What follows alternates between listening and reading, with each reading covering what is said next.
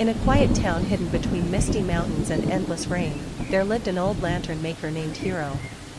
Every evening, while the streets slowly emptied and shop doors closed one after another, Hiro remained inside his tiny wooden workshop at the corner of the town.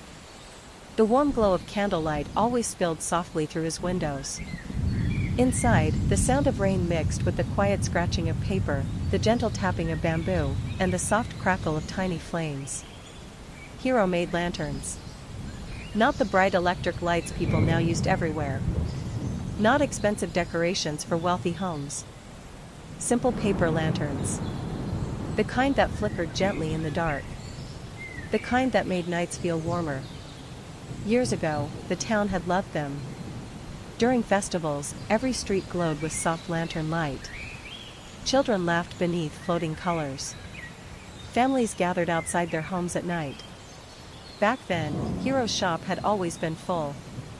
But time changed everything. Electric lights arrived. Bright. Convenient. Modern. Slowly, people stopped buying lanterns. One by one, the lantern shops disappeared from town. Except Hiro's. Every morning before sunrise, Hiro opened his old wooden doors. Every night long after everyone slept, he continued working quietly beneath candlelight. Even though almost nobody came anymore. The townspeople often wondered why he still continued. Some pitied him. Some laughed softly when they walked past his tiny shop. He's stuck in the past, they whispered. Lanterns are useless now. But Hiro never argued. He simply smiled gently and continued crafting them. One lantern at a time. Carefully. Patiently. As though every lantern mattered. Every evening before closing his shop, Hiro would take one finished lantern and hang it outside his door.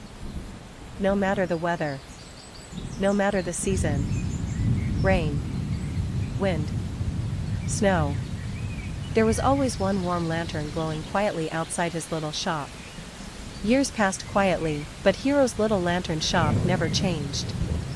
One rainy evening, a boy named Ren stopped outside the workshop on his way home. Warm golden light spilled through the window onto the wet street. Curious, he peeked inside.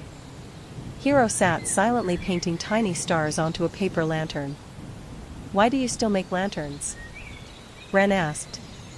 Instead of answering, Hiro handed him an unfinished lantern. "Would you like to help me?" Inside, the workshop smelled of rain, paper, and candle smoke.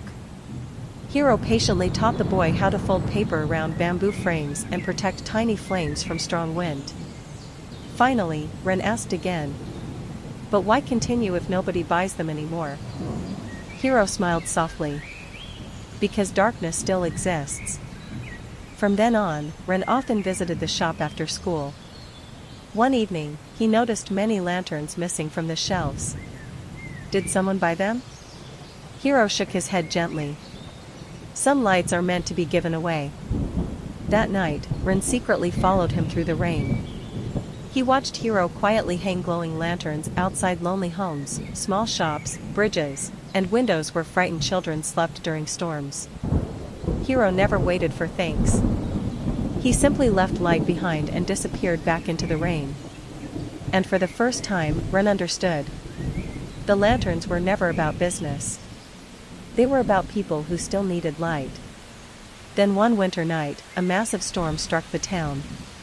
Thunder shook the streets. Rain crashed against rooftops. And suddenly, the electricity failed. The entire town fell into darkness. Fear spread quickly as people struggled to see through the storm. Then slowly, a warm glow appeared. Then another. And another. Across the dark streets, Hiro's lanterns began lighting the town. Outside homes. Near bridges. Along pathways. Soft golden lights flickered through the rain like tiny stars. And somehow, the darkness no longer felt frightening. And from that day on, lanterns glowed outside homes every rainy evening. As a quiet reminder that even the smallest light can guide someone through their darkest night.